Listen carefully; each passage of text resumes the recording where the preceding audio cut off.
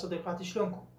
اليوم راح نحكي عن تحديث مهم صار باليوتيوب، فأتمنى قبل ما نبلش تشتركون بالقناة، تفعلون زر الجرس، تكتبون تعليق إذا عندكم أسئلة أو استفسارات بعد ما تشوفون الفيديو، وتشاركون الفيديو حتى الكل. التحديث هذا بكل بساطة اليوتيوب قال إنه راح ننزل أي شرع إذا مسوي به ذكاء صناعي، سواء كان مونتاج أو تعديل صوت أو إضافة مؤثرات أو كتابة نصوص بالذكاء الصناعي، لازم تدخل على كل فيديو وتختار نعم انه انت مسوي تعديل بالذكاء الصناعي.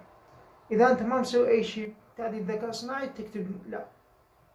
يعني لازم كل الاحوال انت تدخل على الفيديوهات مالتك كلها فيديو تفتحهم وتكتب اذا انت مسوي تعديل بالذكاء الصناعي او لا. هذا بالمختصر التحديث. اما شلون تسويها فتقدر تسوي اما من اللابتوب او من اليوتيوب ستوديو من خلال الموبايل، البرنامج مالت الموبايل. الطريقة جدا سهلة. بكل بساطة تجون تدخلون على استوديو يوتيوب، تختارون الفيديو اللي راح تعدلونه، تدسون على إيديت أو تعديل، تنزلون هنا جوا، راح تشوفون هاي اللي بيها علامة تعجب، تضغطون عليها. هنا أنا مخلي لك يس ونو. إذا أنت مسوي تعديل على الذكاء الصناعي، كتابة أو نص أو صورة أو فيديو بأي شكل من الأشكال أو مؤثرات على المونتاج، تختار يس. إذا ما مسويه تختار نو، بس لازم تختار واحدة من الاثنين.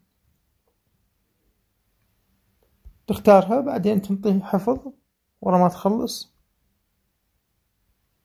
وانتهى الموضوع. بهذه الطريقة البرنامج يفهم انه انت مسوي هذا التعديل او ما مسوي بالذكاء الصناعي، بس المونتاج العادي ما يشمله. عرفت شلون؟